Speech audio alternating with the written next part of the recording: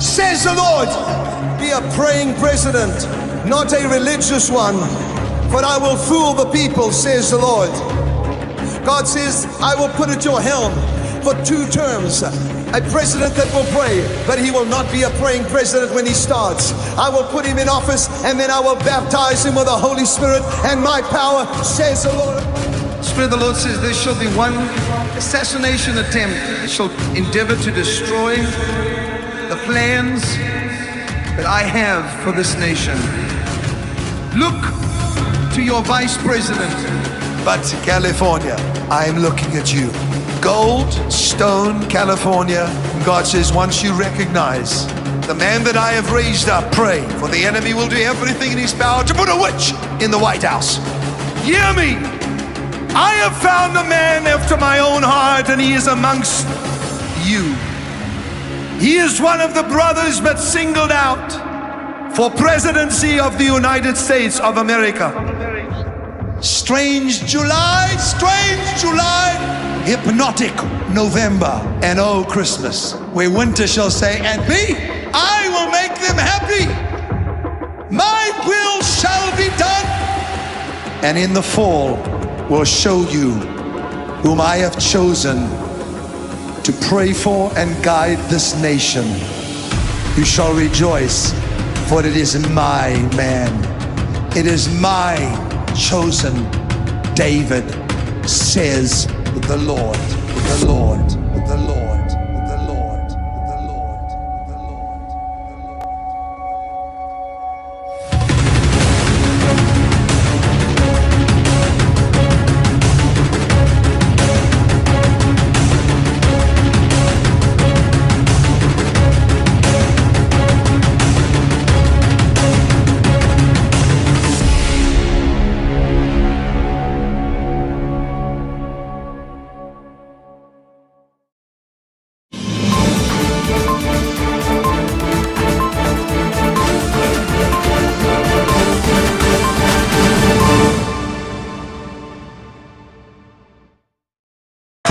January 1st, streets instead of celebrations. Security trucks rolling, live fire unleashed, slogans once unsayable now shouted. In calm itself. Death to the entire system. Long live the Shah. When bullets replace fear and blood stains the pavement, is this unrest or a regime losing control?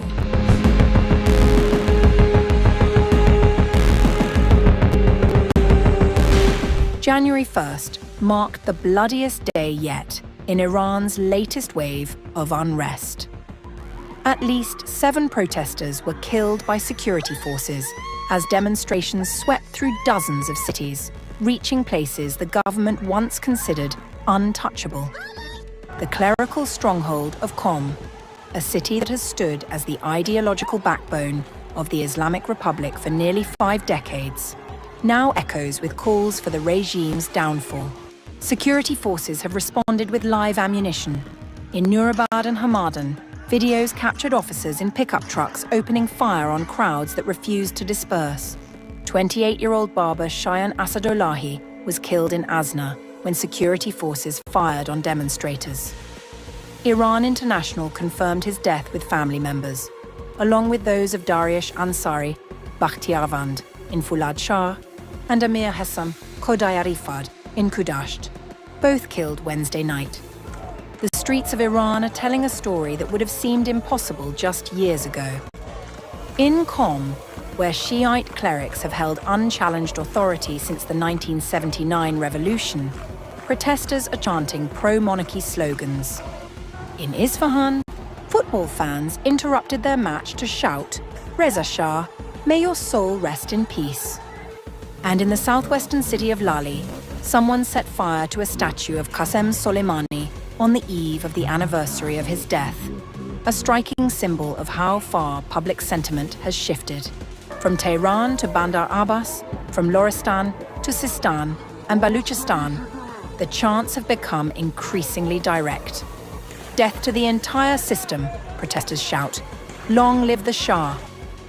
These are not the careful, coded slogans of past demonstrations. This is open defiance. Even former establishment figures are showing concern. Heshmatollah Falahatbisheh, who once chaired Parliament's National Security and Foreign Policy Committee, warned on social media, "All the ideologies of the world are not worth the tears of one mother.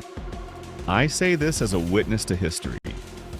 These days, take care that your hands do not get stained with the blood of even one Iranian." The United States is watching closely. A State Department official told Iran International Thursday that The protests reflect the understandable anger of the Iranian people at their government's failures and excuses.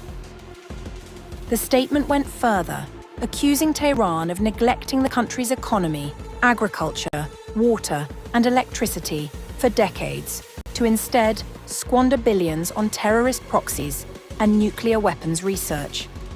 Republican Senator Ted Cruz from Texas offered a blunter assessment. Losing wars has consequences. Israel's 12-day campaign against the Iranian regime and President Trump's historic decision to destroy its nuclear program have exposed the regime's weakness to the Iranian people and the world. The Iranian people are rising up and the Ayatollah's days are numbered. These statements mark a shift in how American officials are discussing Iran's internal turmoil. Rather than the measured diplomatic language of previous administrations, there is now open speculation about regime vulnerability. The timing matters. Israel's recent military operations exposed gaps in Iran's air defenses, and the Trump administration has made dismantling Iran's nuclear program a central priority. These external pressures are colliding with long-standing domestic grievances about economic mismanagement, corruption, and political repression. The Iranian government knows what is at stake.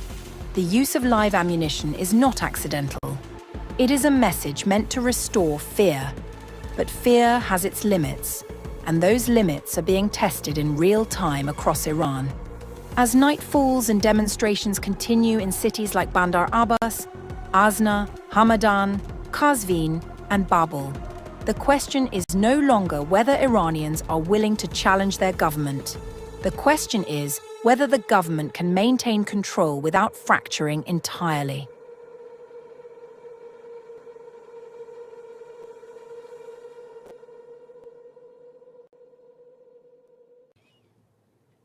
Welcome to Codebreakers Live. I'm Donna Clement Petrushka, and welcome to our beautiful Sunday. We do this every week. I hope everybody's having a good Sunday. Well, what a year we're having so far. Since last we met, a lot has happened, and I'm hoping I can cover everything today because I have a lot to show you guys. You'll notice, I don't know if some of you saw my post when I shared that this broadcast was going to be on, where I discovered this week that Esther's tomb is in Iran.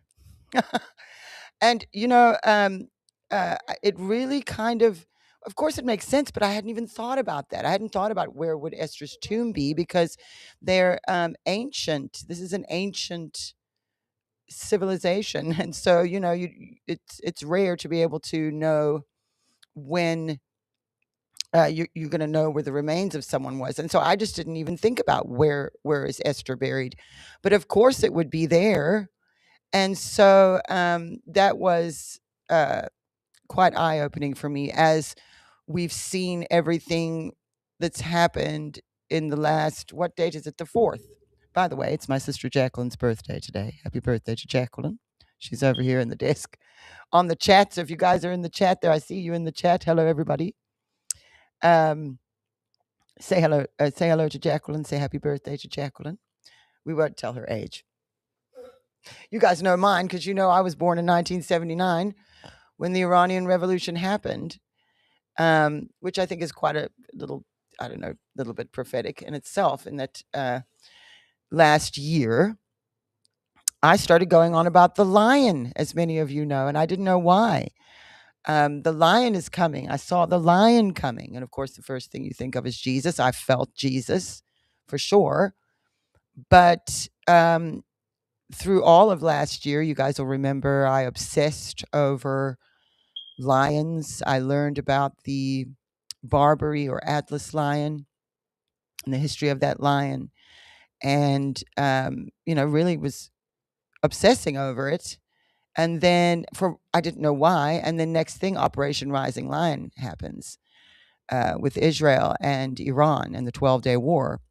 And then America intervening and taking out the nuclear sites. And so that all, along with all these things my dad's prophesied about Iran, of course, but then also about Russia, China, the Middle East, Israel, America. He prophesied all of these things, and there's been some things, obviously, in the prophecies that we're still waiting on, and so this is starting to bring that picture together that I've been talking about. Because if you remember, Dad prophesying Russia will join hands with Iran. Remember that, and great warnings about Putin, especially in connection to Israel and the West. Even Ukraine, he prophesied all of these things many years ago. And my dad died in 2016. And so he has not lived through this experience with us, which you really see the purity of the word that came through him, because it's not influenced in any way by opinion.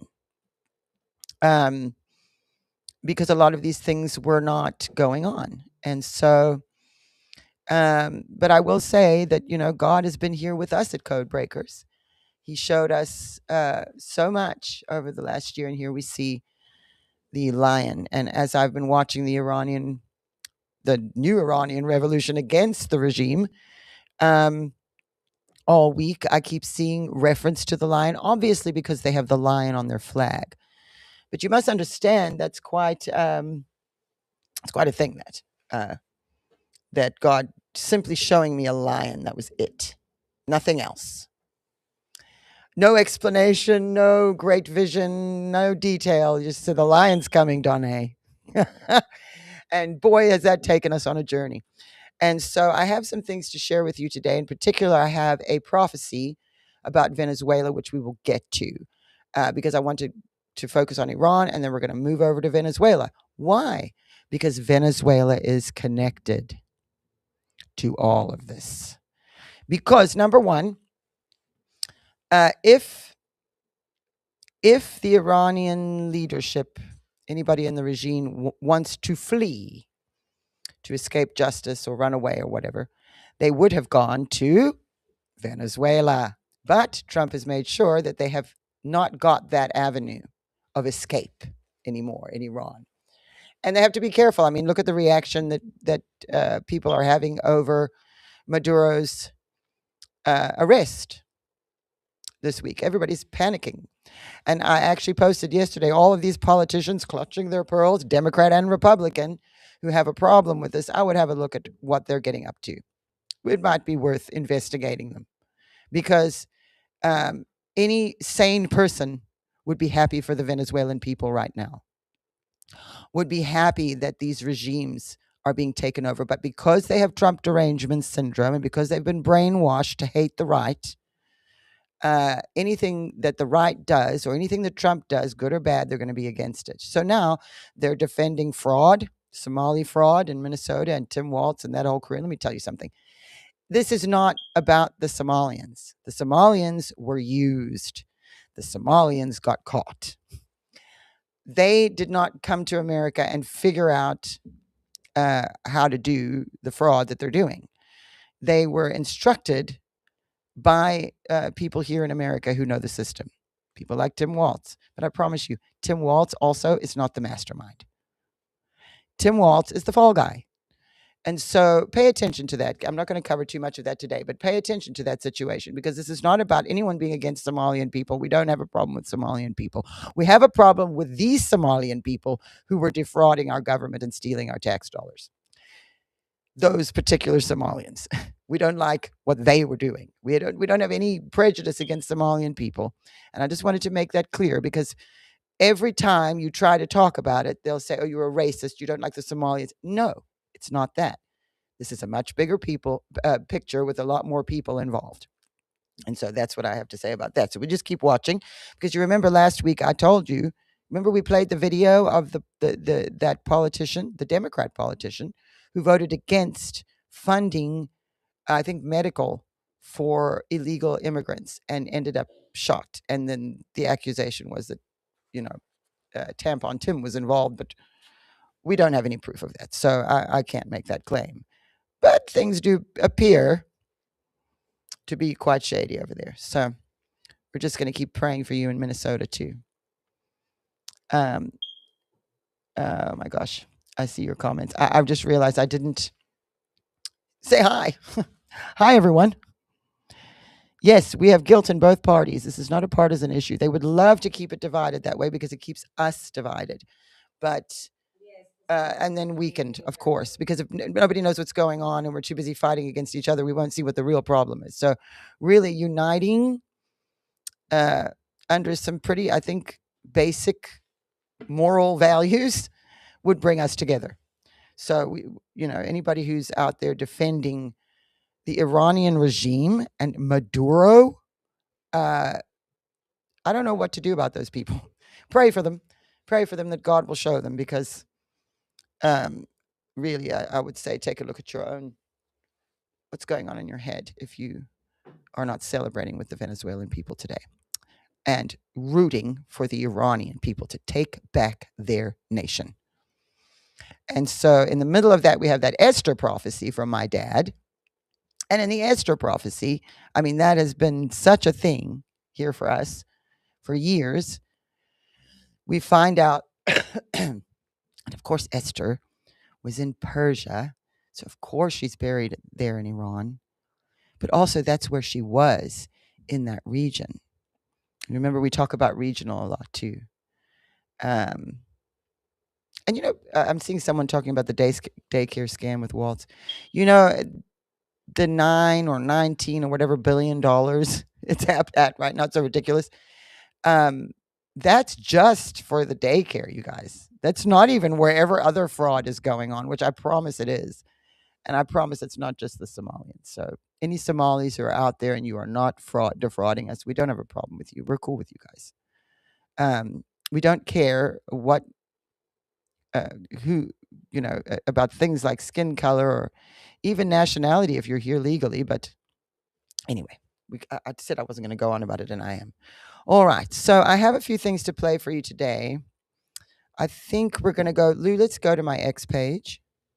Let's bring that up. I have it ready here. Okay. I'm not going to have to scroll all the way down. I did that beforehand today. I don't want to make you guys dizzy. Here's some footage. Now, this is what happens. I'm off. I was off last week. I didn't have to work. And so normally on a Monday and Tuesday, I'm really busy. But this Monday and Tuesday, I was not. And so I spent a lot of time watching what was going on because things began to unfold. And I couldn't believe what I was seeing. But then, of course, you see the Iranians try to rise up. It's happened before many times. And then, within a few days, it's squashed. But this time, that didn't happen. And so let's have a look. Look at this image. Now, I have more now edited images of this guy not moving off the street. And that's the IRGC on the bikes in front of him. If you missed Prophetic Rewind, go watch it. It was really good. Here's some more. Chanting, "Long live the Shah." So Reza Pahlavi is the son of the former Shah of Iran, who was removed thanks to what I think it was France, England, America, Carter. And I actually have up in here, I have a newspaper article from the New York Times back then telling people they should trust Khomeini. Khomeini was the first guy. Khamenei is they have almost the same name, is the guy now, because Khomeini died.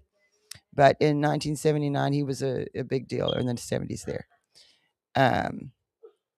But now they're calling for the Shah. And it's not for the Shah, by the way. This is not for the Shah to come back and become their king. Even though they're shouting, "Long live the king," that's part of their chant. The Shah, and this is what he's agreed to do, is to come back and help them form a government. but he will lead them into that, and so that they can have a democracy. This is what we're hearing now. And I know, for instance, I don't know who here watches PBD, Patrick Bet David, but he's Iranian. I watch him. And he has a concern about Reza Pahlavi not being able to lead. Not that he's against him. He loved his father and he's supportive of all that. But when he interviewed Reza Pahlavi, he interviewed him twice, and I've watched both of those interviews. He felt that he didn't really want to do it. And that, you really need someone who not only knows what's going on, and of course Reza Pahlavi has the history and stuff, but that maybe they don't really want to do it. And that's kind of what PBD is feeling about that. And I kind of got that feeling too. So that's why I'm telling you that.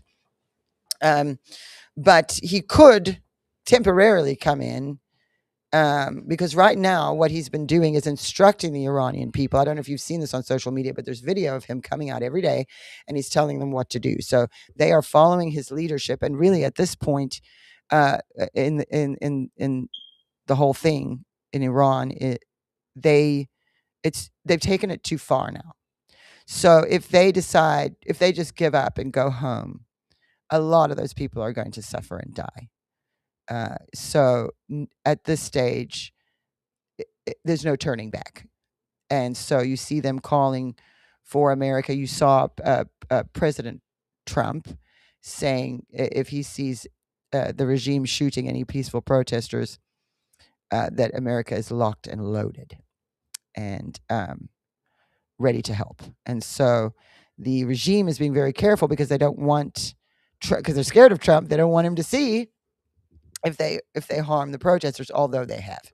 And so you see the Iranians now calling for Trump, saying, look, they're shooting protesters now. So this has been what a week. And of course, you guys understand. Now, if you're wondering why you see a lot of these videos of them blurred out, it's because they're protecting their identities from the regime, because the regime will see, identify people and go arrest them, and then they disappear. We don't know what happened. And then of course you will be hearing that wait, let me just get to that. I'm going to keep moving so we can keep this moving. I thought this was funny. The Facebook community is going to get rocked when they find out about the Somali daycare fraud in 5 days. That's because X is the best place to go for immediate news. But I found that funny.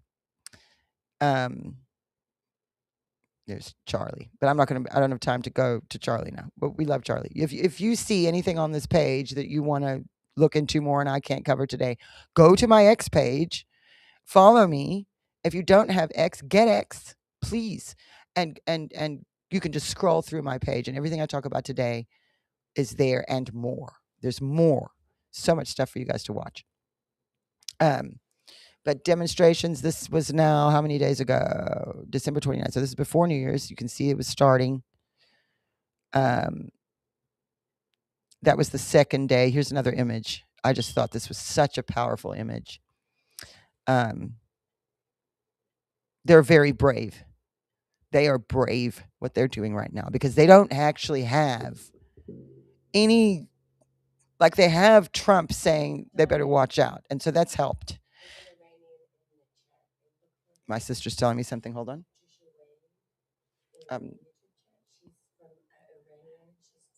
Oh, we have an Iranian. Is this on which platform? Oh, it's probably long gone from me. It'll take too long for me to look for it. Get Lou to post it on the page. Sorry about that, guys.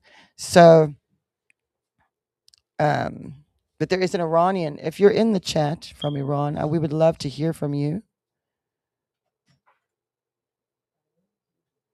I'm looking to see. Yeah, anybody who is from there or anything, please share with us. We want to know from you. What a great Christmas gift it was for the Nigerians when American military went in and took out ISIS. Saudi Arabia also launching strikes against Houthi forces in Yemen. So what we're seeing now I learned some stuff this week. um, because I had some time off, so I had time to actually investigate some things, and I went and watched a documentary on Iraq. And was it Iraq and Saudi Arabia? No, Iran and Saudi Arabia. I think it was Iran and Saudi Arabia. Anyway, it covered all of them though. And really, I've come to understand, I had a sort of basic understanding of Islam as far as the split after Muhammad died. He had his cousin and his right-hand man. And so what is now the Sunnis, what were I suppose the right-hand man, and then the Shias, I guess, are the ones who followed his cousin, Muhammad's cousin. And so there was a split there. And what you find is the Sunnis, which are Saudi Arabia, people like that, the Sunnis consider the Shia, who are the Iranians, people like that, to be heretics. So they look at them as like a cult or an extremist group within Islam, and they see them as heretics. And you have your extremists in the Shia, the ones with Sharia law. That's who's running Iran. But then you have the Wasabi is that how you say it? I don't know if I'm saying it right. This is all new for me. Now, I'd heard of them before, but I just, I kind of lumped it all together as Muslim.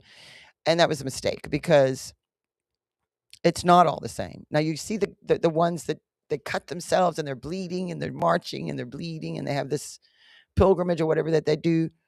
Those are the extremists that are in Saudi Arabia. And that's why their influence is why you see so many strict laws in Saudi Arabia. I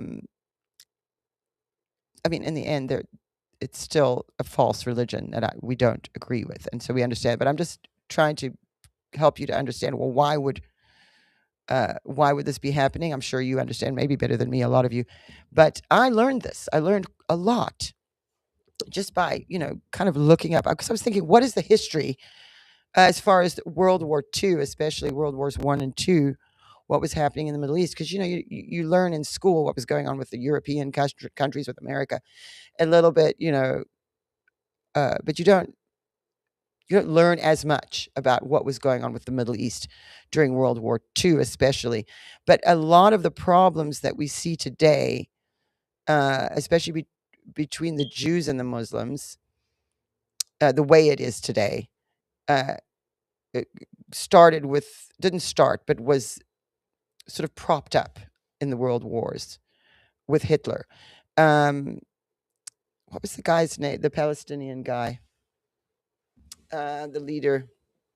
He was the one that was dealing with Clinton. What was his name?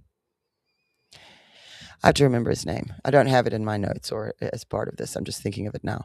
But just to let you know, things are really kind of popping off, and it's going to change.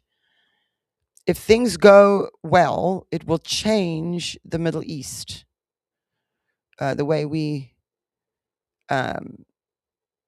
all of this works is going to change. I mean, can you imagine if the Iranian regime taken out of Iran and the Iranians take their country back?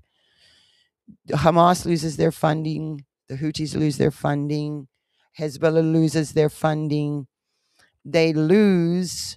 That's where how they've managed to commit the terror that they're committing across the world in the pursuit of spreading Islam and having everybody live under Sharia law. That's the Shias that want that. And so that will change a lot in the Middle East, in the relations, especially relations between Iran and Israel, as well as, the whole Hamas situation there in Palestine, which is directly with Israel, but also Iran funding that.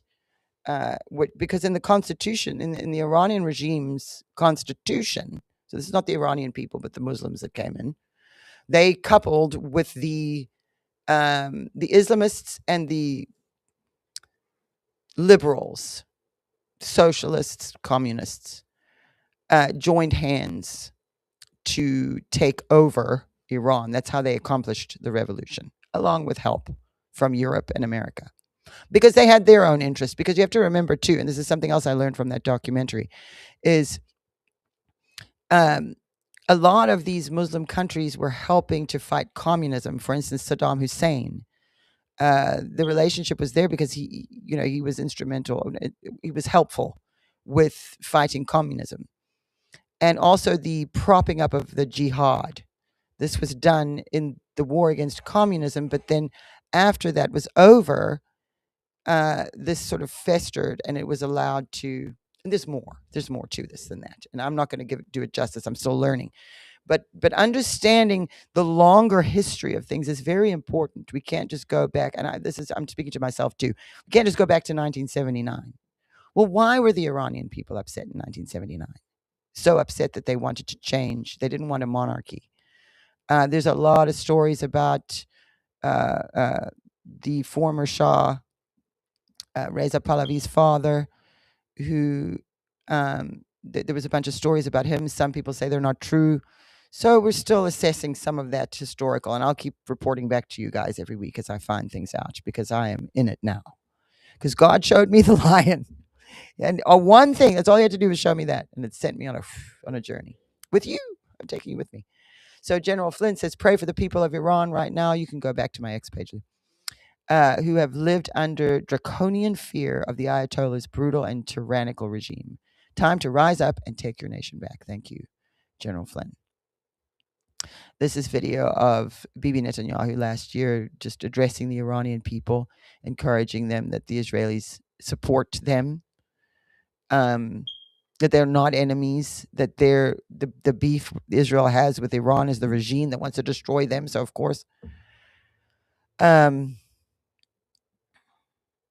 the regime has opened fire. You can see in this video, there's a little bit of it, of the regime opening fire on protesters, but they really don't have the numbers that they had thanks to Operation Rising Lion. A lot of the generals and the leaders of their military and of their system were taken out. And so the people who are there now aren't as qualified, as knowledgeable. I'm sure there are a lot of Iranians who, seeing what's going on, are leaving their positions, putting down their weapons, saying, I'm not going to attack my own people, because they can see there's actually hope. It's not just a few days of maybe we'll try, and no, nothing. They're like I said, it's too late now. They have to keep going. Otherwise, it'll be really bad for them. So they've started one of the chants, and you're going to hear this. I'm going to play this. You're going to hear this in videos. This is the final battle, and Pahlavi will return, is what they're saying.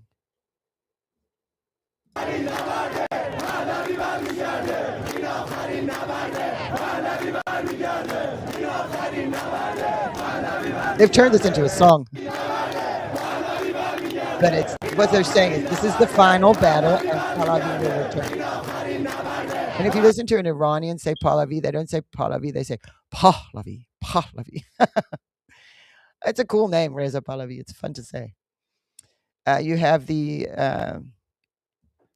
something that the media has been doing is reporting that the reason the Iranians, this is mainstream media, who, if they admit what's going on over there, it's going to crush a lot of their narratives.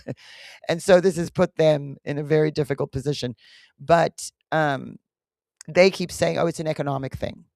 Oh, it's because of the economy. That's why that is part of the reason, but that's not what they're shouting. They're shouting against the Islamic regime and saying they want their king back. And so you see Iran's central bank governor, Mohammad Reza Farzin, has resigned. So their economy is in trouble. Now, this was interesting to me here because, and to any of you who have to argue with someone who's trying to tell you how terrible the West is and how we're a bunch of colonizing slave owners and everyone else in the world was just innocent up until, the white man and the Christianity brought slavery. This girl will explain this to you very nicely. So let's listen to her for a few. Colonization. And while Islam is the religion that violently invaded Africa, not Christianity. Christianity has been on the African continent since 1 AD. Islam came to the African continent through trade, discussion, and military conquest. And it's important that we make that clear because there are still people that genuinely believe that Christianity was mainly spread through colonization. And while Christianity was also spread in the colonial era by missionaries, it first appears in Africa in 1 AD, starting in North Africa as well as East Africa in Ethiopia specifically. Ethiopia has one of the oldest churches in the world. I'm tired of hearing you guys talk about the fact that Christianity is the white man's religion because you are misinformed, while completely ignoring the forceful invasion of Islam in Arab colonization and the Arab slave trade that lasted far longer than the European transatlantic slave trade. And you guys know I love receipts, so here you go, okay? Islam first came to Africa with Muslim refugees fleeing persecution in the Arab Peninsula. This was followed by a military invasion some 7 years after the death of the Prophet Muhammad. Again, this article says that Islam was spread through trade routes, intellectual debate, and military conquest. Christianity, on the other hand, has been in Africa long before white people ever arrived and long before missionaries ever arrived. And for context, the transatlantic slave trade and colonization took place between the 15th and 20th centuries.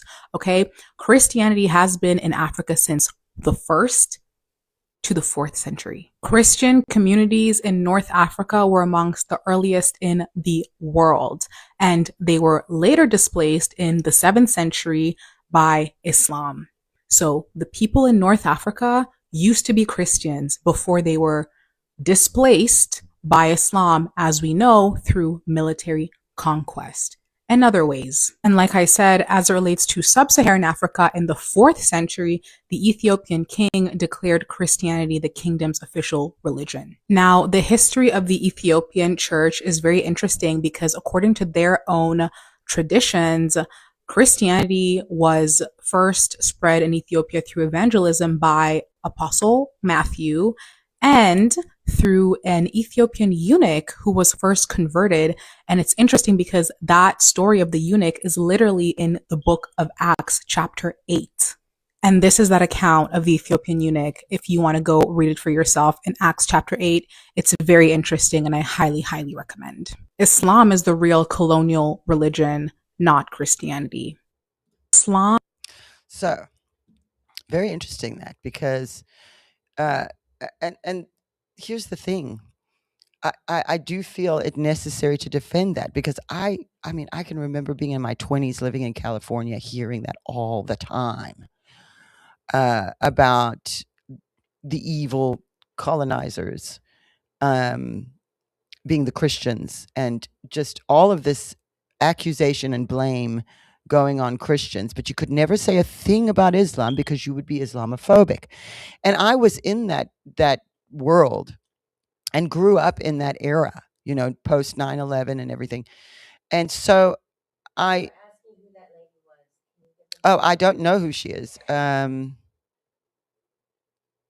you'd have to, I don't know. I don't know who she is. Someone else that I follow posted that. But I know a lot of that to be true. And so I thought that was a good presentation there. And it kind of summed it up quicker than I would have been able to. Yeah. So maybe let me click on it again and see if her name's somewhere. I don't see it.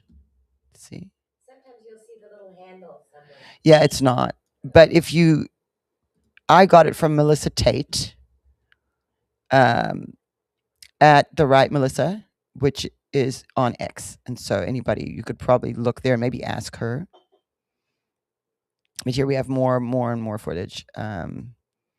This was a pretty good video. I don't want to spend too much time because I've got a lot here. Let me see. No, we'll be good. No, it's only a minute. Let's do it. Breaking news. The Persians have awoken.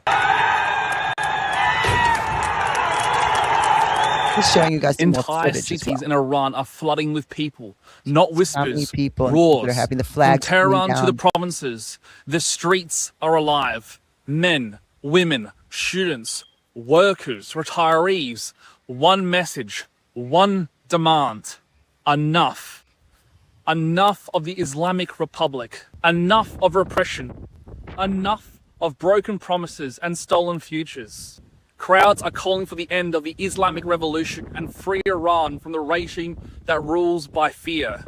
In the streets, all the last 2 days, a name is rising again. Reza Pahlavi calls for the Crown Prince to lead a new free Iran, echoing across the nation. Support for restoring the monarchy is re-emerging in public. Reza is calling for a regime change and a democratic transition for Iran. This isn't just a protest. This is a national awakening. Iran is rising. Persia is rising again. So just so you guys can see some of it, I'm sure you are seeing it.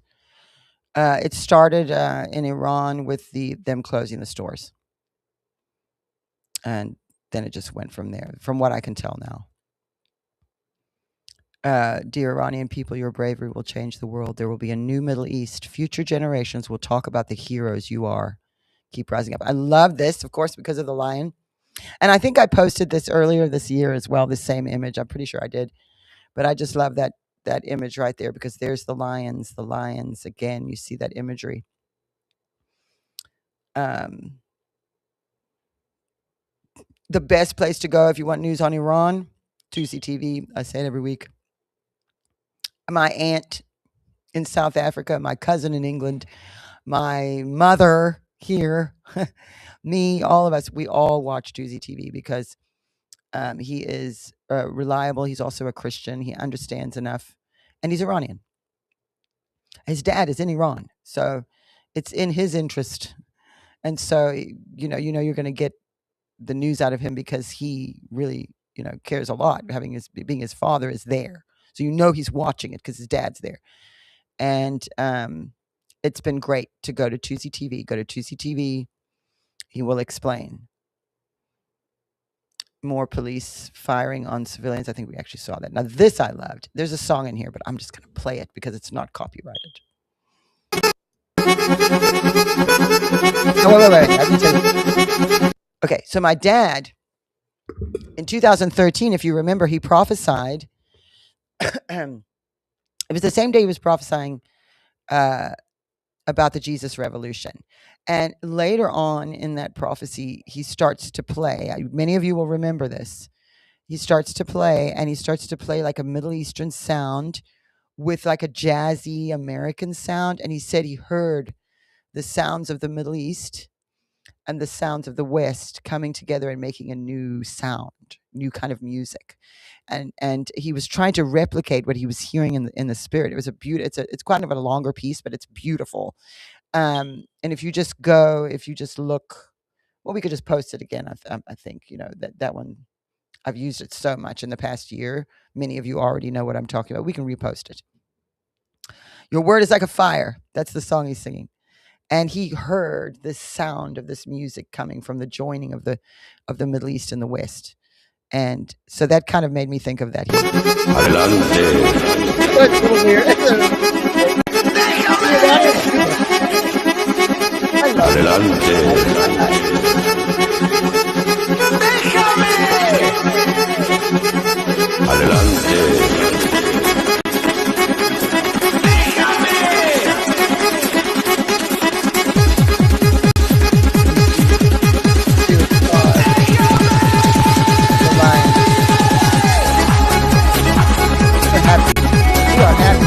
We're playing for the Iranian people, but we are happy. This is what needs to happen. This lady calling on Netanyahu to do something to help right now. And he did say he would last year, and other times too. So I think they have to be careful how they handle this. And you can see the path because, there's many reasons for Trump taking Maduro, aside from that he was a drug dealer that took over a country, essentially, and was sending all of the immigrants out of their prisons and mental institutions into America, all that going on. But there's more. There's more. Because not only would Venezuela have been a haven for the Iranian regime, whoever wanted to flee, they cannot go there now, because now the United States is in control of Venezuela. But there's also, I saw in Venezuela, they're all blaming the Jews for this. which is, you can see the anti-Semitism is there. And so it's all connected. And uh, uh, they're not just going to go busting into Iran. You look at the reaction that they had just from arresting Maduro, who the Venezuelan people are celebrating and dancing and singing. They're so happy to be free of this and to be able to get their country back or have hope of that. And you have all these people on the left, oh, how dare he, clutching their pearls again. How dare he? How dare he not inform Congress? Well, Trump was very clear yesterday. I don't know if you saw him. Was it yesterday? Giving the rundown of what happened when he did the press conference. And he said, well, we couldn't tell Congress because they leak. They open their mouths and it would have destroyed the whole mission. And I heard that, I don't know if this is true, but I heard Hakeem Jeffries was desperately trying to get a hold of Maduro to warn him and was just a little too late. So you may be asking, well, why would members of Congress not want him arrested? Like, why would they defend a dictator?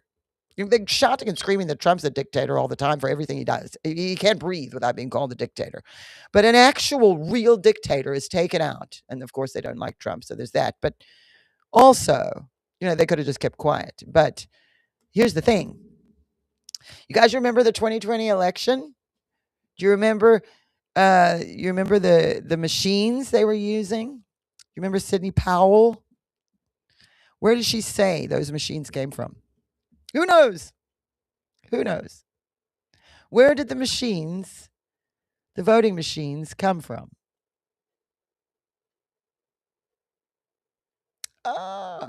Yes, Venezuela. Hugo Chavez and the voting machines. And I'm seeing reports today that a list has been released of all the senators who were involved there. So why would both Democrat and Republican politicians be upset about a dictator being taken out? Who there's a legitimate charge against him for drug trafficking, for drug dealing, and a whole bunch of other stuff. Those are legitimate charges. It was the DOJ that went in and arrested him. The military just helped them get there and kept everything cool. But I mean, there's the charges, there's the proof, there's the evidence. A grand jury indicted him in New York. That's why he's going to New York. So why? Well, because that's how they got into power in the first place, using the voting machines from Venezuela. Hello, 2020 election, here we go. And a whole list of senators was released today who were involved there. So I think I've got it posted here, so we'll get there. I'm trying to move quickly because I had so much in here and haven't even got to Venezuela, and we're 51 minutes in. So this is pretty good. Lebanon, Qatar, Saudi Arabia, the UAE, Yemen, Iraq, Turkey, nor any of the other 57 states of the UN Muslim bloc. Some of these regimes may dislike the mullahs, but none supported Iranian women when it mattered. Nor did Russia, China, Venezuela, or the anti-imperialist Vogue freedom fighters here in the West. The list is long. You know who stood with the Iranian people? Israel. Why? Because Israel is the only democracy in the region. It is the only successful case of decolonization by a regional minority that built a sovereign state grounded in democratic principles and universal human rights. The others are illiberal regimes. Some are ideologically aligned with the mullahs occupying Iran. Others are bound by money, power, or mutual interest. Turkey, for example, once a secular republic, is now sliding back into the darkness of caliphate fantasies. But the bond between the Jewish people and Iran long predates Islam and the mullahs. From the Exodus to Cyrus the Great, this relationship is ancient, civilizational, and real. After the fall of the Ayatollahs, that shared history can become the foundation of a new Middle East and bring security and dignity to the region's marginalized minorities, the true minorities: Kurds, Zoroastrians, Druze, Assyrians, Coptic and Maronite Christians, Hindus, and Baha'is. Today, these indigenous communities are persecuted, displaced, and brutally slaughtered by Islamic militias and regimes. However, regime change in Iran is happening, and it will trigger major global shifts. It will. Can you imagine? What if we can actually go to Iran and go to Esther's tomb? You know how much I would love to do that? I mean, I wouldn't survive 5 minutes in Iran right now. So that's why you don't see me taking these trips to Saudi Arabia. Because I'm not the kind of person that, you guys know me, I'll be arrested in one of those countries in 5 minutes. I'll get off the plane and they'll arrest me for something. So to be able to actually go to Iran on a vacation and just see it, the history that's there, go to Esther's tomb, which I have here. Let me see if I can find that. I don't want to lose that because I did post it. There's Tusi from Tusi TV interviewing Reza Pahlavi. Excellent. And you can kind of see Reza Pahlavi isn't so... He seems like such a timid person as well. He's not a person, so... But I think he could be okay if he's just going to sort of guide and lead them into forming a government. I think that's good. That is what the Iranian people want. They're not going to want to go back to a monarchy. Nobody's doing that anymore. So we need to form a new government, and I think that he could head that with the right help. Because of also what happened to his father being removed from power and from the country in exile, died that way. And Reza Pahlavi, his son, growing up in the West. So it's the Iranian people know that name. That's all they have. Who else are they going to turn to? And I know that there are probably people. Iran's a huge country. I mean, obviously, there's someone there that can do it. So I think if they can just overcome the regime, and Reza Pahlavi can come in and help form a government, it will change the world. All of the terrorism that we see,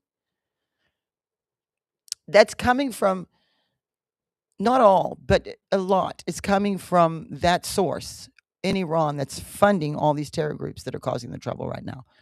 And so I love this because they call these two that are facing off with the regime here, these two Iranians, lions. Name streets after these lions. There's lion again. I can see now why God showed me that. It's very cool.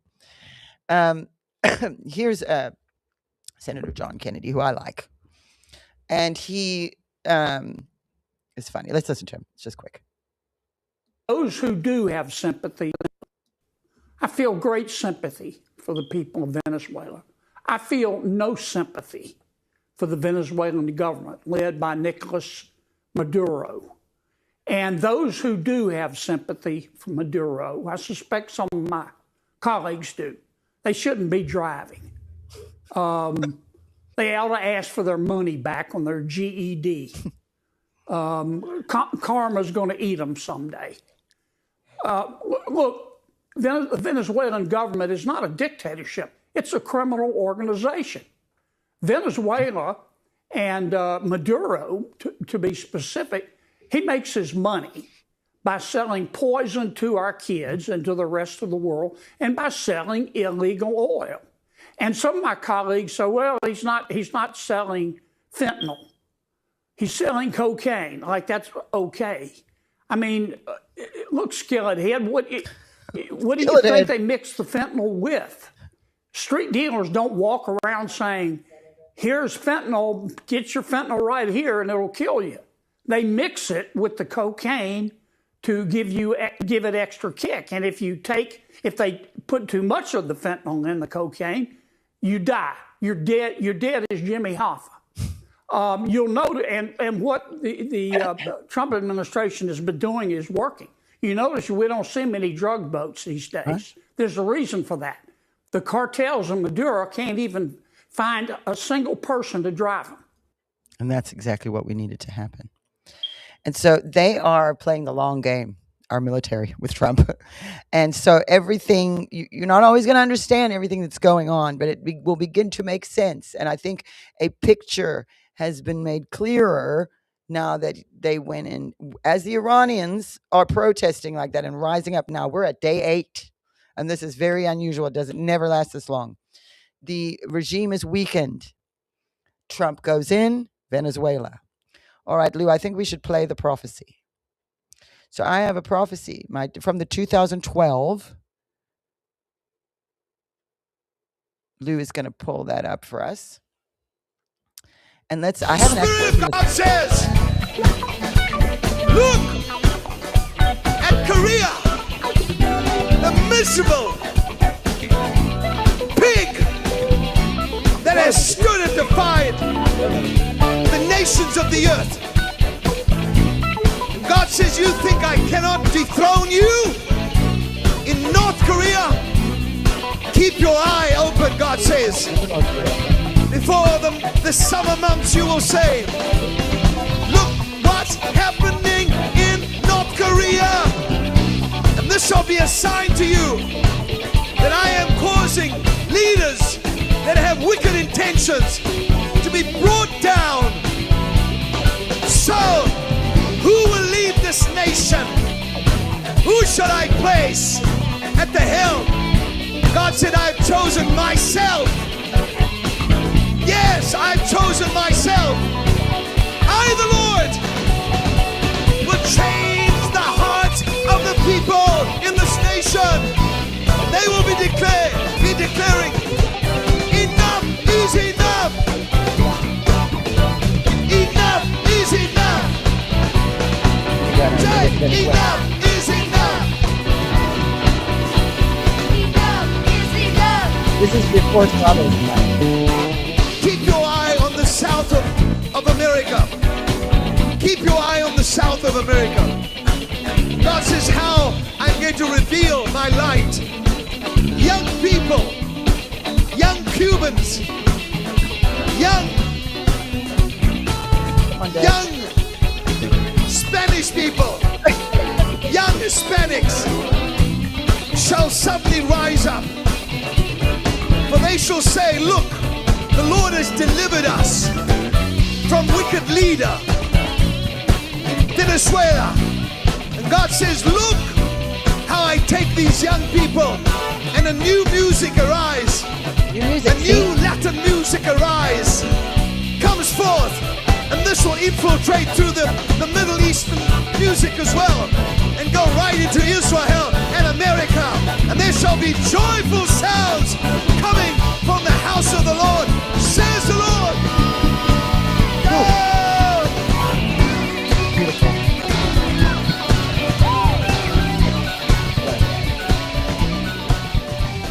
Oh, I miss him. Oh, I miss him. Oh my gosh. So that is very, very hopeful. And also it's tying into what he saw with the Jesus Revolution and the new sound. And I just showed that video to you a minute ago. I had not seen, well, I have actually seen that video before, but I hadn't seen it since yesterday when I found it. I had read the transcript. I said, oh, there's Venezuela. What is he saying about North Korea? I left North Korea in on purpose to that video because I want everybody to pay attention. I know everybody's looking at Iran. Everyone's looking at Venezuela. We've got a lot to look at. But remember North Korea. He saw that there would be a united Korea. And he saw Iran and North Korea bashing their heads together, which we have not seen that happen. But we do know that the North Koreans are in Ukraine helping Putin. And Putin, I have here on my X page, I have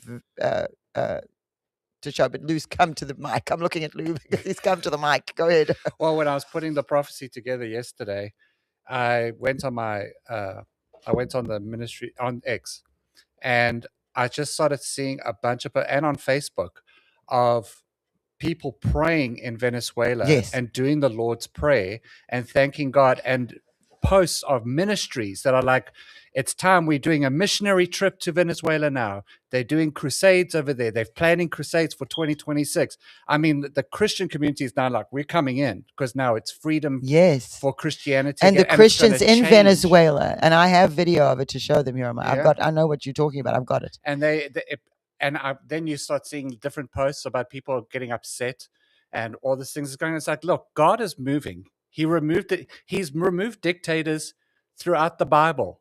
You know, they had nothing to say when Obama and Biden were bombing countries and No. not getting congressional approval. That is an excuse they're making because every member of Congress, Yeah. at least half of them, are shaking in their boots right now because they're about to get caught for cheating Well, in you saw- elections via the machines that were created in Venezuela. They had big deals with Maduro. Well, wasn't it- Not only that, but also drug money. Didn't he also, Biden, put a $25 million reward on the capture Yes.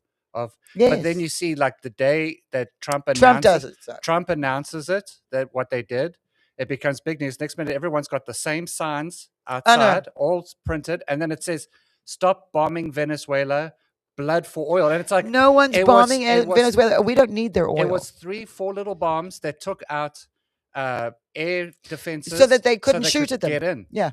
I mean, it's like, No, but- they're gonna. You know what? There's nothing they can do. They can shout and scream. You know what? Everybody's gonna say what they're gonna say anyway. But what we need to pay attention to is why would they do that? Yeah. Because the people, they're just followers. Yeah. Those people that go out there, a lot of those protesters are paid or whatever. They've got Trump derangement syndrome, so their brains don't work properly anymore. But who is funding that? Yeah. Those are the people who, wherever the funding is coming from, follow that money trail because that's going to lead you to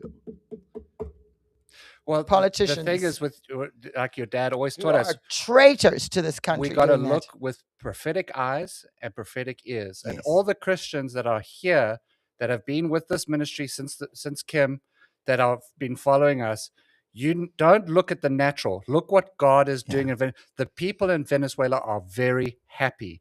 These people and people that have run away and come here, they're praising God. Christianity is going to come back to a people that had nothing. Yes. And there's going to be a breakout of. Do you remember on my dad's last broadcast where he quotes that scripture about humble myself? Where is that in the Bible? Humble. I know it. I just looked at it. I don't know why I can't think of it. That's what they were praying. Yeah. And he was doing the Lord's Prayer. They did the Lord's Prayer did too, the Lord's which Prayer. was amazing. Well, that was my 2 cents. I've been Oh, waiting thank for you you. to get to this and that prophecy. Well, go back there and put my X page up because we're still. I've got that to show exactly some of those things that you've been talking about are on my feed here. So, a senior Iranian cleric. This is going to show up on the screen in a second. Claimed around 50,000 of Iran's 75,000 mosques are closed. And my dad saw those Damascus Road conversions. He saw that God would go to the Middle East where we could not reach them, and he would appear to them himself. And he's been doing it and enough. Look at there. Look at this one. You've got the Iranian flag. You've got the lion. Now, the lion on the Iranian flag is holding up the sword. So there's that lion again, you guys. Eee. Shame that guy sitting there in the road. He's brave. He's brave. This made me laugh. Just a little timeline cleanse. Look at this. Due to recent events, theology books are no longer permitted on the patio. And the person who shared this says, I need to know what happened on this patio. Oh my. But so that's just a little giggle on our way. Here's another one. This made me laugh so hard, you guys. This is the kid that made the video of the Minnesota daycare fraud, and he was the kid that went and did the whole video and that got everybody looking at it. And isn't this funny? This mean? For my first trick, I'll get Democrats to publicly defend fraud. Well, now they're publicly defending dictators. Well, they shout that Trump is a dictator. And here's this I just love. There's more on the line. The people of Iran are not blind or deaf. They know that the Jewish people and the Jewish nation have always and today stand with them in their hour of need. Both peoples are lion warriors. Look at that. Ah! And the thing is, the kind of lion that is depicted there is not a sub-Saharan African lion. It is an Atlas lion. It is a Barbary lion that I obsessed about all year. I found because of the region of Africa, at the north of Africa and into the Middle East. That's the kind of lion that's there. Now they do have a different lion in India, but too far away, so we're good. And my dad's prophecies about the lion nations too. The nations that have that like England, Australia, New Zealand. Okay, here's more Middle East. I'm not going to click on all these. I just was posting as it was happening. I was just going to post that. Also to save things. They keep trying to cut off the internet, and people are asking Elon Musk to use the Starlink. He has done that in Venezuela. I don't know why he's not doing it in Iran. He may not need to. Here's something interesting. Quick history lesson. The name Iran is ancient and predates Islam. Iranians have always used this name. The name Persia was only used in the West and based on the Greek name for the Iranian Pars province. So make Iran Persia again is a very uneducated slogan. So Iran is Iran. But we were going to know that unless we studied the history. So she's helping us to learn. Unfortunately, so far, Iranian people have only seen support from Israeli and American leaders. Soviet Europe is silent, busy finding ways to save Khamenei's bottom. I won't use that word that they used. I'm relieved not to see any support for Keir Starmer or Macron. Yeah, because they're weak men. Those are weak men. The Free Palestine crowd will never stand with the people of Iran because they need Iran to be their ATM to suck dry for blood money and resources to fund their terrorism. That is true. So that's why you don't see the Free Palestine people there. And I hope some of those people are catching a wake up or will catch a wake up as this all unfolds. That's that same picture. I don't know why I reposted it. Now this is good. We're kind of jumping around between Venezuela and Iran. Why do we think North Things are Africa happening. is lumped in with the Middle East connected. when it's actually part of Africa? Why does North Africa speak Arabic? Why is North African predominantly Islam? It is because of the spread of Islam through colonialism and the fact that people can only compute Christianity as a colonial religion and white supremacy and not understand that Islam has done the very same thing. I mean, it's happening in Sudan. I mean, it's happening all over. It is a very frustrating thing. It's so crazy. Like when I tell people that Iraq used to be Christian, Egypt used to be Christian, like people don't know this. Afghanistan used to be Buddhist. Like they were colonized by Muslims. That's more. I won't go too long because I've got more to show you guys. I will skip over that. You can see this is just now. This was December 30th. Different areas of Iran, but I mean, so many cities, they're rising up. And eventually, as long as they keep coming out, the regime won't be able to contain that many people. They won't be able, even if they go out and start shooting people. I mean, what are they going to do? Bomb their own people? So there's not much they can do. And if the Iranian people can do this, wow. So this one, listen to this. Chaos and gunfire in Hamadan, Iran tonight. For those who don't know, Hamadan maybe, is one of the world's most ancient cities. It carried the name Ecbatana historically, and in the Bible is where Cyrus the Great commissioned the Second Temple. It's also where Esther and Mordecai's tomb is located. So that's, if we go and visit Iran, I want to go there. I want to go there, and I want to go to Esther's tomb, because that is going to be a huge... Of course, I'd have to take you guys with me. Even if it's via... You guys just come with me. We're all going to Iran. As long as this works. We can't go now. More Tusi TV, of course. He's covering this really well.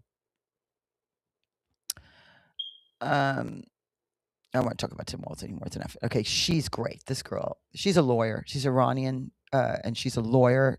Really smart. and she is really clued in on what's going on. Uprisings, the protests. Hi, Iranian woman here, back again to answer the number one question that I get asked all the time. Why will the mainstream media not report on Iran, the uprisings, the protests, the demonstrations against the regime? There's actually a very simple and clear answer, and you're going to understand it like that once I put it into a conceptual framework for you to make sense of. Here's the tough pill to swallow. The reason that the mainstream media will not report on Iran is because the Islamic regime is their ally. Okay, their ally in what? Their ally in the war on the West. The war on the West was originally fought by the communists against the West. Now the baton has been passed to the Islamists. Now here's where it gets interesting. The Islamists are not alone in their war on the West. They're actually working with their allies who are internal. Okay, so the Western left are their allies. But it's not just the Western left anymore. There's now been a fusion between the woke left and the woke right. They've made a super pact, right? They are now the super woke. So the Islamists are in an alliance with the super woke to destroy the Western world. Now you have the foundations. Let's talk about the role of mainstream media. Mainstream media, okay, their responsibility in this war is to manage your perception, how you see the world. How you see the world is shaped by what you are exposed to. Therefore, the mainstream media is curating an alternative universe where you see exactly what they want you to see in accordance with this story that they're creating. What is that story? The story is that the West is the source of all evil and the jihadists are actually just oppressed freedom fighters. So what happens? Let's put our thinking caps on here. What happens when the media exposes the truth of what is happening in Iran, what's happening in Afghanistan, what's happening in Yemen, what's happening in Sudan, what's happening in the Congo, what's happening in Nigeria, what's happening in Lebanon, what is happening in Gaza under Hamas? What happens is that very carefully constructed illusion that they've been training your perception through collapses like a house of cards. The reason they cannot tell you what's going on in Iran is because it exposes their ally in the war on the West. The media is not here to offer you truth. The media is here to manage your perception. And it does that by exposing you only to heavily manipulated information that supports their narrative. And that's about it in a nutshell. So you see these people, you wonder why is this? It becomes clearer when you know a little bit more. And so here we go. My dad in 2014, March 20th, 2014, he did it more than once, prophesied this more than once, but that was the big one where he says Russia will join hands with Iran. Remember him saying that? Minutes ago, the president of the Islamic regime of Iran held an emergency phone call with Putin, who reportedly requested Russia's assistance to help suppress the ongoing nationwide anti-regime protests in Iran. So I did see, I don't know if I have it, I don't know if I shared it or not, but I did see that they've brought in what is it, like a militia from Iraq and some other places to help them deal with the protests in Iran. So they're trying to figure out what to do, the regime. There it is again. Iran belongs to the people of Iran. Not the Ayatollahs, not the Islamists, not the Russians, not the Chinese, and not the leftist communists. So there you have it. We know that the leftist communists with the Islamists took over Iran in 1979. Today, they're taking it back. And you can see, it just creates such a clear picture. Okay, you guys, look at this. So my husband was not, did I show you this already? My husband was not going to put gold on the new Jesus, but he did. And look how good it looks. Look at that. It looks really good. So anybody who wants to get one, if you haven't yet, or maybe you like the gold, so maybe you want to get it now, email my husband. Lou put that email address at the bottom of the screen. He did something really cool for my mom for Christmas. My husband did, John. We got her a Lazy Susan. Who knows what a Lazy Susan is? I know the ladies are going to know. Okay, so a Lazy Susan it's like a little table, like small, that you would put on a table, and then you move it around. You have your dishes and stuff on it, and you can just turn it around so everybody sitting at the table can grab from the Lazy Susan. So we got a plain wooden Lazy Susan, and my husband, for both my mom and my sister Libby, we did this for Christmas. He has this tool that he uses to shade and line, draw, and everything, but it burns wood. So it's burning wood, and you're drawing on it. So he burned into it a rose for my mom and a peony. How do you say it? Peony for my sister. But he did them. He burned them into the wood and shaded them, everything, with this little tool that he had. And then then Jacqueline knows how to use epoxy, so she did epoxy on it to make it all glossy, and that's what we gave them for Christmas. It was so beautiful. So my husband is expanding his horizons. He can put art on anything, and it's really cool and fun to have a husband with that talent. Because I said, let's make Lazy Susans, and we did it. It was easy. So anyway, anybody who wants one of those, email my husband. I love this. Most Christians would like to send their recruits to Bible college for 5 years. I would like to send them to hell for 5 minutes. That's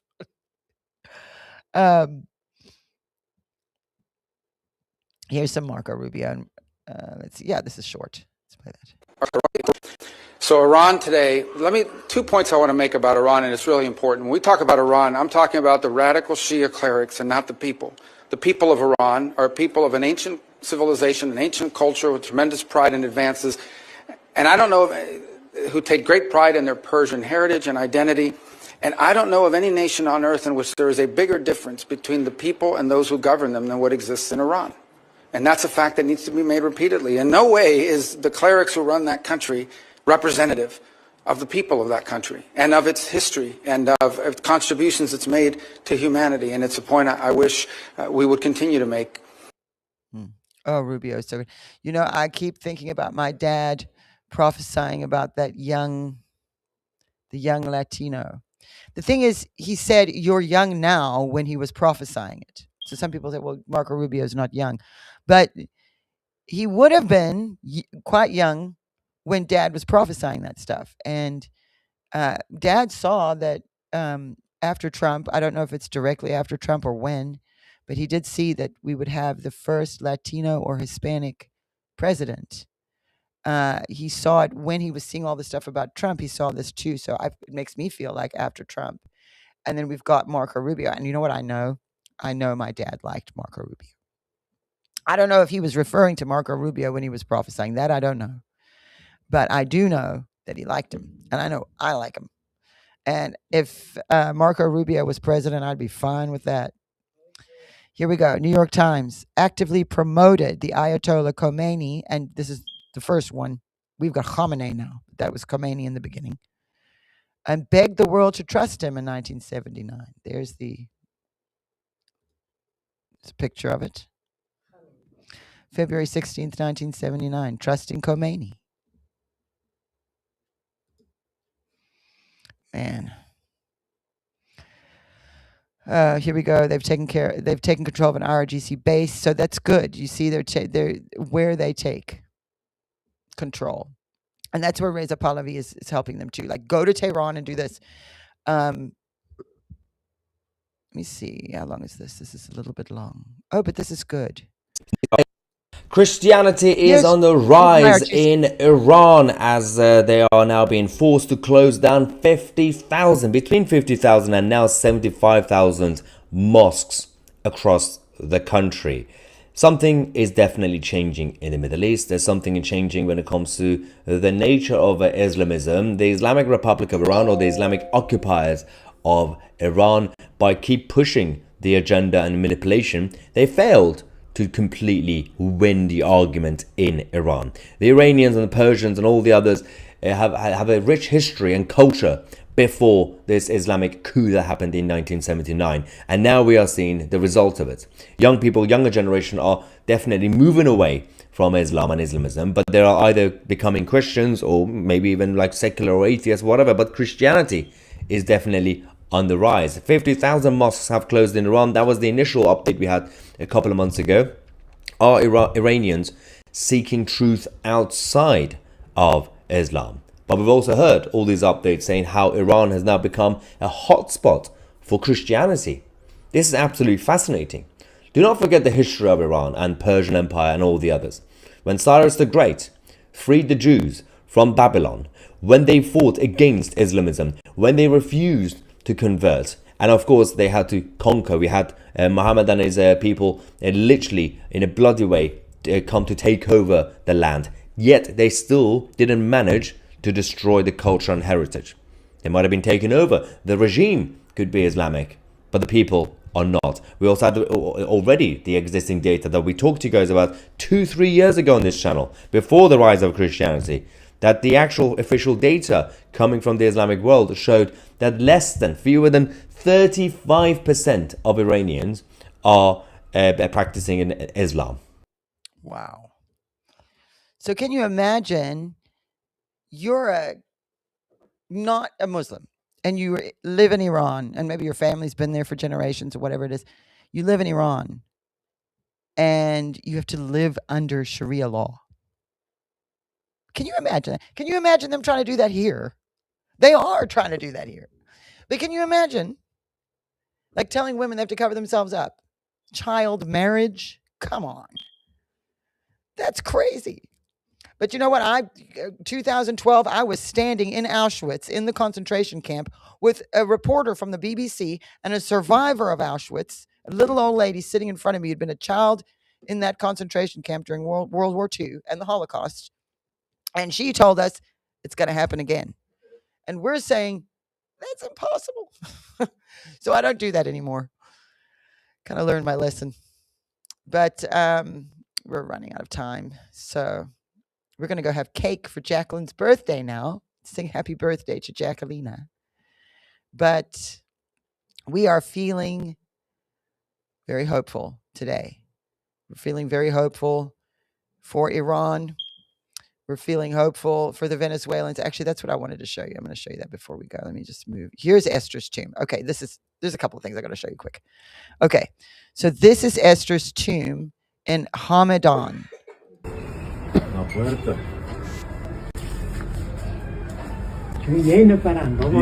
Tomb of Esther and Mordecai. Yes. Yes. Look here. No. You can hear cars driving. I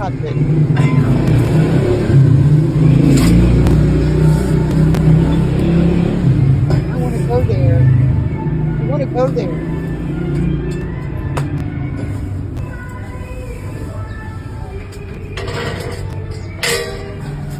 It is Tombodo, 400 kilogram. Okay. Granite, 2,500 years ago. Short door for entry, expect. Granite? Granite. Granite. Shoes off. Shoes off. Here it is. Yes. You're about to see it. It is second place important for people Jewish after Jerusalem. Esther Mordechai. Because generation Esther Mordechai, Hebrew. Okay. From right to left. Right, left, yeah. 15 generation Esther Mordechai, Jacob, Jacob, prophet Jewish. Benjamin. Yes.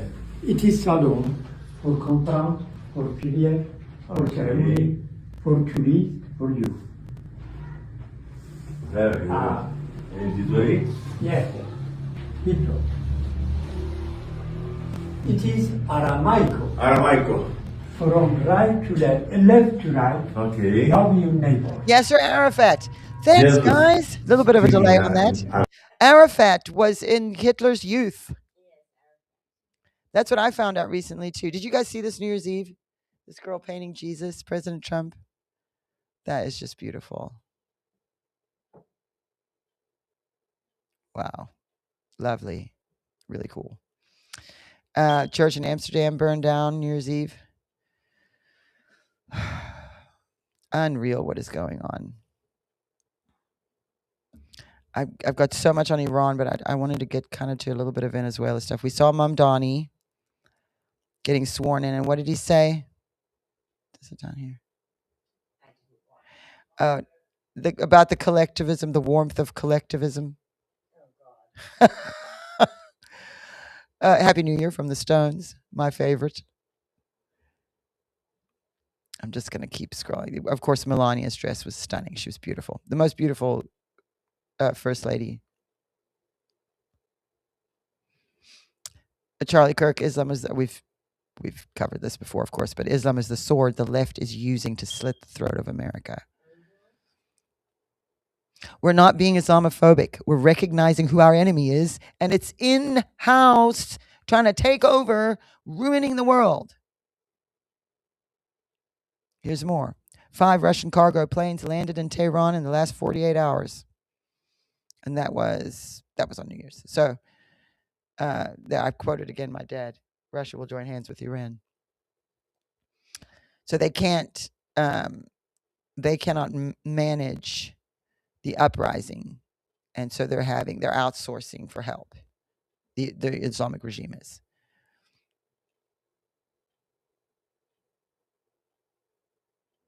This is interesting. Here, I will play this. This is interesting. The Christians, and they had to put them in.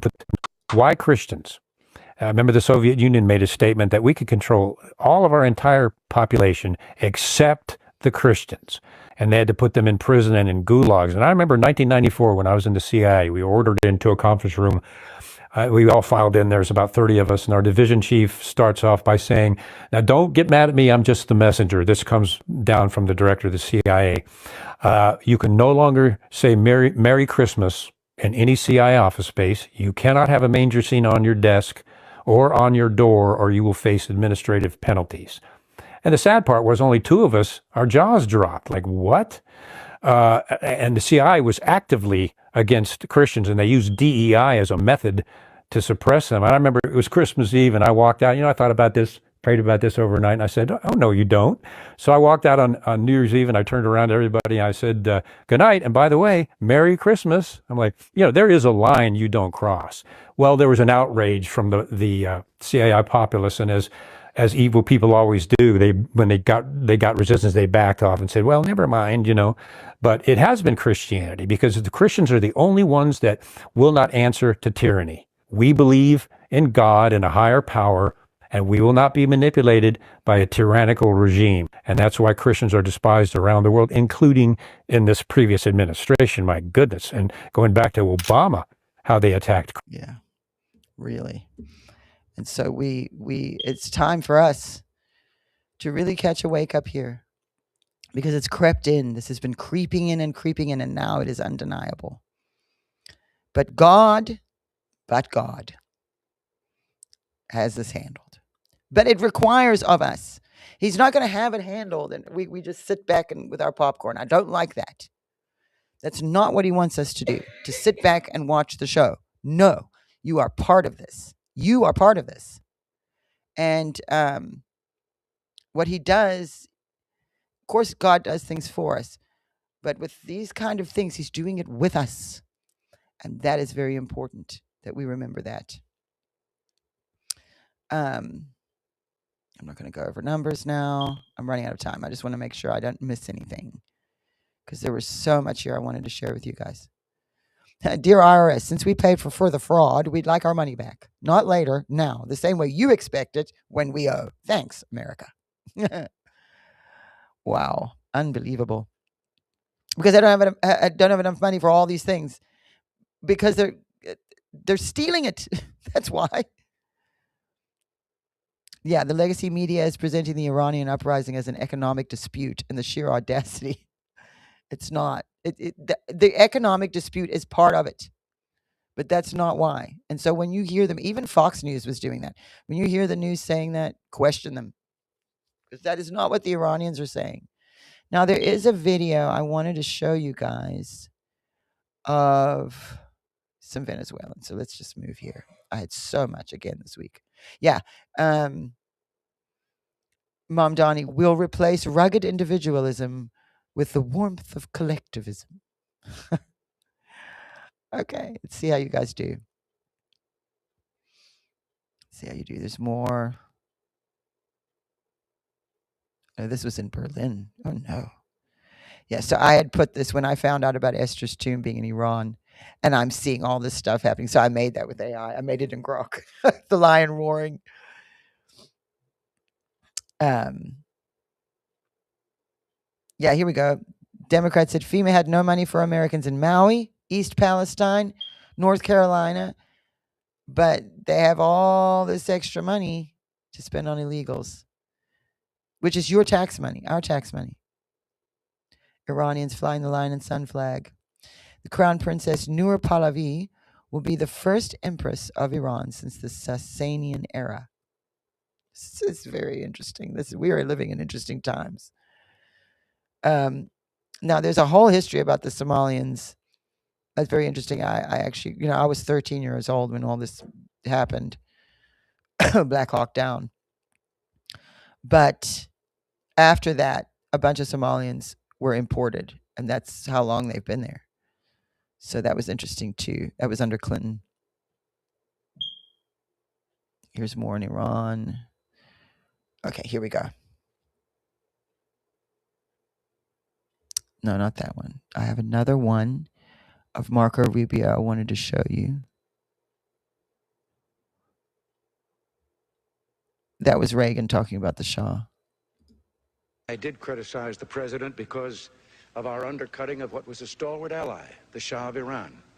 And I am not at all convinced that he was that far out of line with his people, or that they wanted that to happen. Yeah. The Shah had done our bidding and carried our load in the Middle East for quite some time.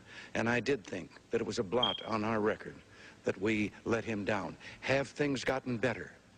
The Shah, whatever he might have done, was building low-cost housing, had taken land away from the mullahs and was distributing it to the peasants so they could be landowners, things of that kind. But we turned it over to a maniacal fanatic who has slaughtered thousands and thousands of people, calling it executions. Yeah, see, there's Reagan. It's interesting to go back and listen and look and learn. What did you not know? I did this past week, and I'm so much more informed. Here's more Marco Rubio. He's everywhere today, I guess. But then sin entered the world and separated us from our Creator. And so God took on the form of a man and came down and lived among us. And he suffered like men. And he died like a man. But on the third day he rose unlike any mortal man.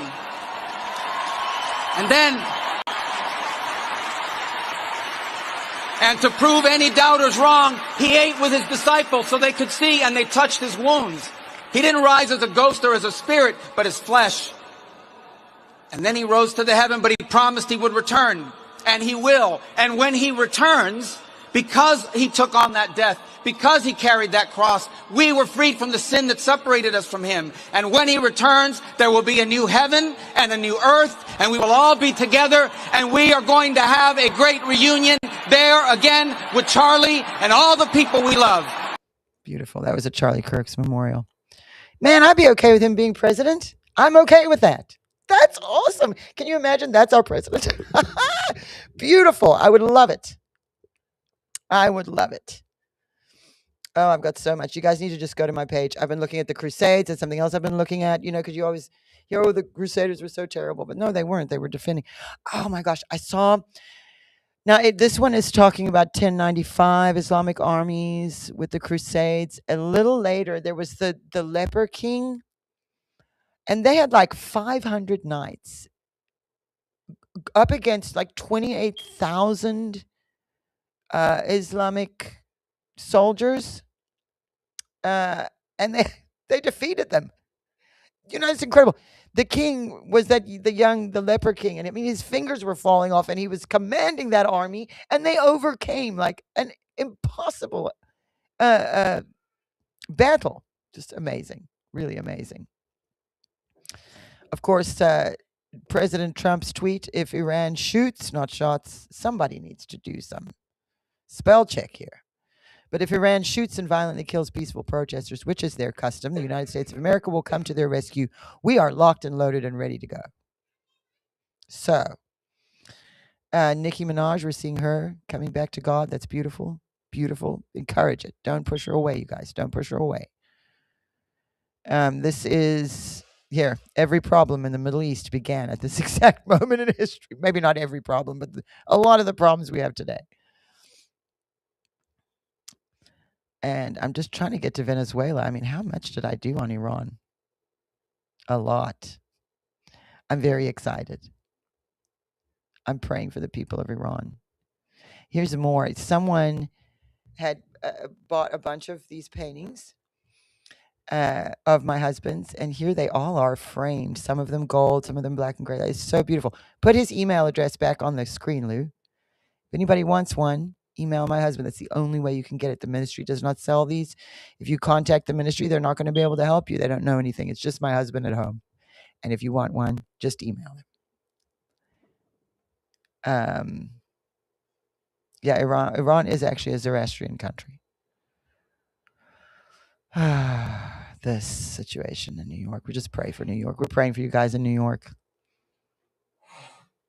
Okay, these are the ones that they've brought in. Okay, the Islamic regime has recruited and dispatched Hamas, Hezbollah, Houthi, and Iraqi Shia mercenaries to assist in quashing the Iranian people's uprising. So that's actual footage of them.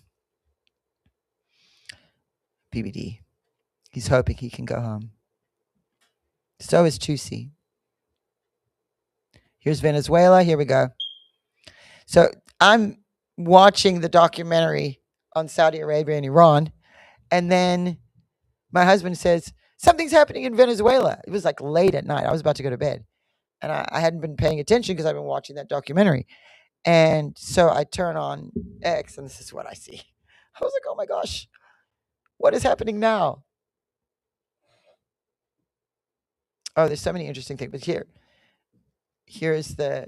this is what they were doing. Now they were hitting the military complex, so the military couldn't stop them. They did not hurt civilians. They weren't bombing Caracas. That's not what happened. I mean, they had to bomb a little bit, but only sites for their own protection. I think there was someone injured, but he's okay. Nobody died. But here this one. My mother sent me this, and this is actually really good. To say, my family, my parents, my sister, my extended family, all lost everything. He's from Venezuela. Their work, their savings, their investments, gone. Wiped out by a narco dictatorship that has held Venezuela in a death grip for over 25 years. And what happened to my family has happened to millions, and yes, millions. The Venezuelan exodus is the second largest displacement crisis on earth after Syria. This is not just a tragedy. It is one of the great humanitarian disasters of our time. But the suffering doesn't end there.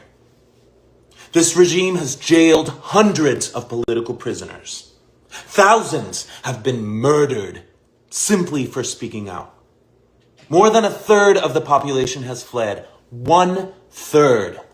Not for better opportunities or for the American dream, but to survive, to live, because staying often means death. And while the world may see Venezuela as a collapsed state, what it is in reality is an occupied one. Our territory, our natural resources, and our institutions have been overrun by hostile foreign powers. Iranian militias, Chinese corporations, Russian intelligence, all exploiting our country with impunity. Venezuela is no longer just a local crisis. It is now a geopolitical threat that endangers the entire Western Hemisphere. It has become a launchpad for an authoritarian expansion in the Americas. And in the midst of all of this, one woman has dared to lead the charge for freedom. Maria Corina Machado. Okay, now. In 2024, against every odd, she led a peaceful democratic uprising that won the election. Now, Her team smuggled. Machado is the one. We don't have time for this, but you guys can go and watch this. And if you see that guy, go listen to what he has to say. Great. We're running out of time, so I've got to. But Machado is the lady who won the Nobel Peace Prize. Remember, and she gave it to Trump? But Trump was saying he wasn't sure if it was going to be her, that they're not sure how much support she has of the people of Venezuela. I'm not sure what that means. But check this out. Guess who was with Maduro right before Trump came in and got him? Xi and the Chinese. Was Xi there? Yeah, Xi was there. Meeting with the Chinese. 1989 Muslim Brotherhood. I'm not going to have time for that. But you guys can go to my X page if you follow me on X, and you can watch all of these videos because that's so much today. I knew I wasn't going to have enough time to get to everything. I was talking about the in real time, watched every aspect of the operation going in to get Maduro. Wow, look at this. I think Trump posted the picture of him on the plane in sweats.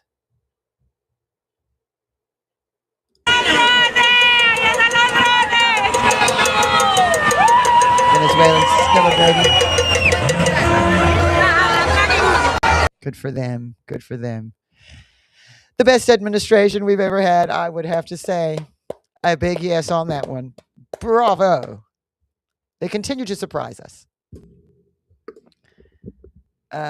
This is very sad. That's one of the Israeli hostages held in Gaza. He had nothing. He said they gave him a pita a day. He saw nobody. He was chained to the ground. When he came out, he was looking for his wife and children and found out they'd been killed only after he was released. I just can't even imagine that. This is Machado here. And I remember her, and I remember when they had their elections, and she was with the guy who won. And he actually won the election. And then remember, Maduro just came in and said, no, that's not true. I'm still president. Not anymore. Yeah, Obama launched weeks of airstrikes in Libya without Congress. Biden ordered repeat strikes in Syria, Iraq, Yemen, and Somalia the same way, without congressional approval. So them trying to say this is illegal is a bunch of nonsense. They're scared because they're going to get caught for cheating in elections and taking drug money when they're supposed to be representing the American people. They are not. We're going to get your names. You're not getting away with this. And that's what's going to come out of this Maduro thing as well.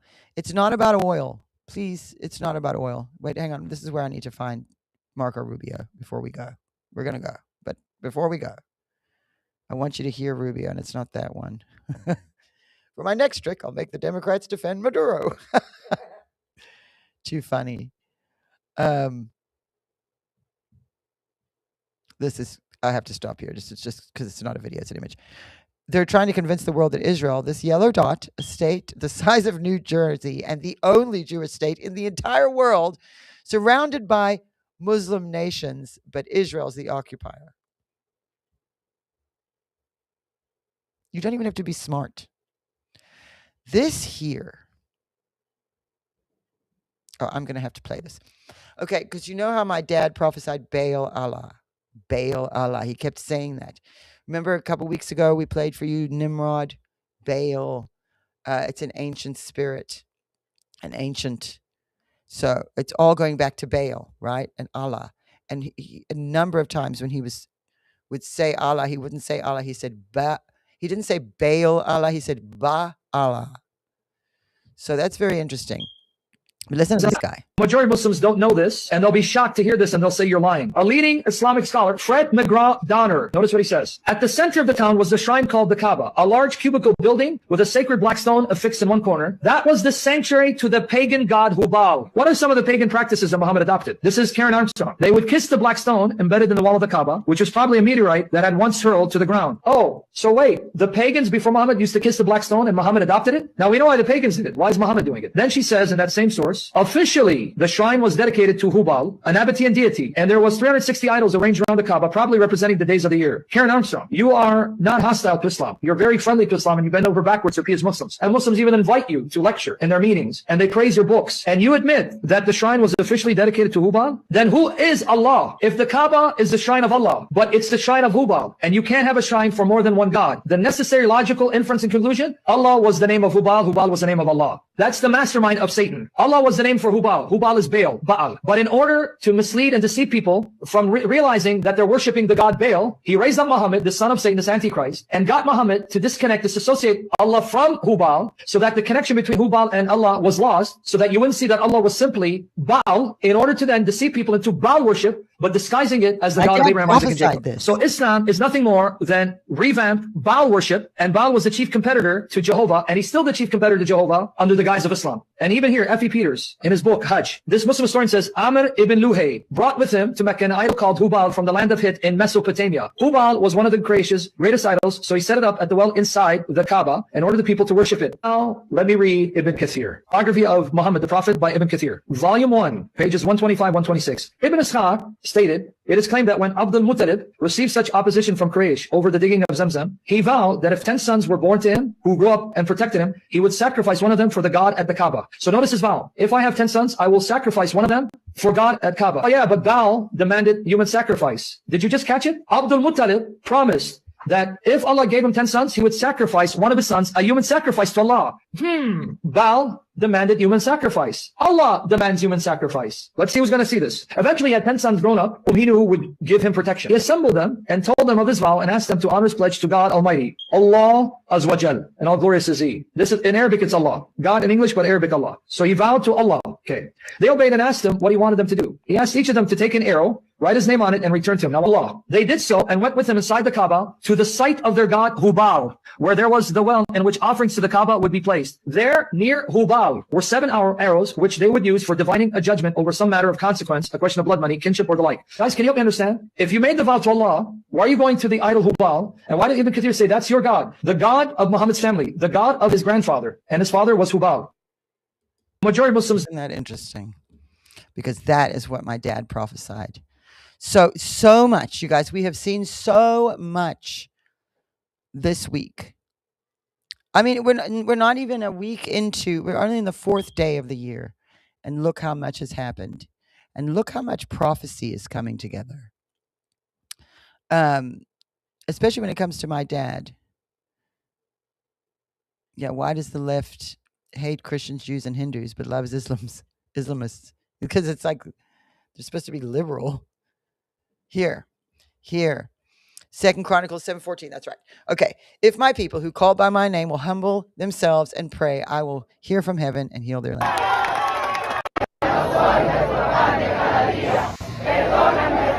Quoted that and prayed it for the very last time we prophesied.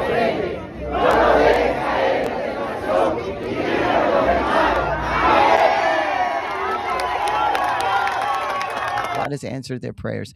God is using, when he's got the right people in positions of authority, God will use them to answer prayers. And it is beautiful.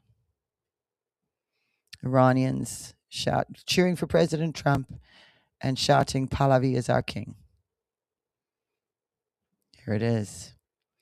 Trump posted this video about Dominion voting machine fraud.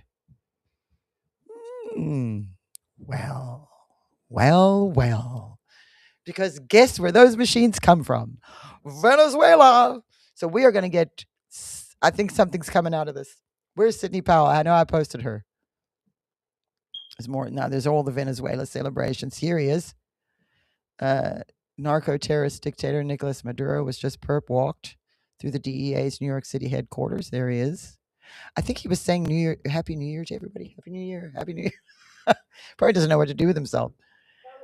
I thought I put Sidney Powell in here. There's more Venezuela. That's more of the Venezuela. Here he is on the USS Iwo Jima. Trump posted this. There he was arrested. He's not blindfolded. Is he? Is he blindfolded or is he in sunglasses? Is that a blindfold? Looks like sunglasses. Well, maybe it's just a fancy blind. Because I heard someone say it was a blindfold. That's a beautiful image. Millions of prayers were answered today. Look at that. Oh. It really is. Democrats, you can't just go illegally arrest a president. Also Democrats. What hypocrites. Nobody's going to take these people seriously anymore. Even their own people. They're going to start to wake up and be like, man, they're making fools of me. So. No, I know. I'm saying goodbye now. I know Lou's telling me we're going to actually, it automatically shuts off at a certain point. Here she is, Sidney Powell. There was Sidney Powell. Is this old of her? My gosh, what is happening up there? We've got a lot happening in this studio today. I know you guys are hearing the fire alarm. Where is it? Where? The door? Oh, there it is. The battery's dying. That's why that thing's doing that. I'm so sorry to everybody if you heard that. I saw you guys in the comments saying something. Oh, I heard it. I'm sorry about that. It started like right before we started, and we have to, I guess, take it. We've got to climb up there to get it and then get the battery and replace the battery. But anyway, you guys, I've run out of time. We've got to go. It's Jacqueline's birthday. We're going to go have cake. But as you can see, much prophecy coming to pass. We will keep praying for the Venezuelan people, for the Iranian people. Lord Jesus, be there with them. So many of them are Christians calling out your name. Lord Jesus, be with the Iranian people. Be with them right now. Help them. Give them courage. Give them strength. And just help them. And also the Venezuelans. And just everything that everything's in chaos. But we know that you are going to bring order to that. And so we thank you for that. And we thank you for bringing us together. And my mother is now here. In Jesus' name, amen. Thank you, everybody. I've got to go. But thank you so much for joining us today. We will be, don't miss anything either at the House of Destiny Network all week long. We've got something for you every single day of the week. Wednesday's analysis, you don't want to miss that. We're back to pray on Tuesday. I really missed it last week. But we will be back Tuesday right here, wherever you're watching. Come back here Tuesday night, 7 p.m. Central Time, and we will pray again. We've got a prophetic rewind tomorrow, and we've got analysis on Wednesday. It's going to be great. We're look at all the news happening. I'm going to get with the team. We're going to have a look at more prophecy, what's happening in the news, what has happened by then. Things are happening so fast, so you don't want to miss anything we have going on at the House of Destiny Network this week. We love you so much. Thank you for joining us, and we will be back next week with more.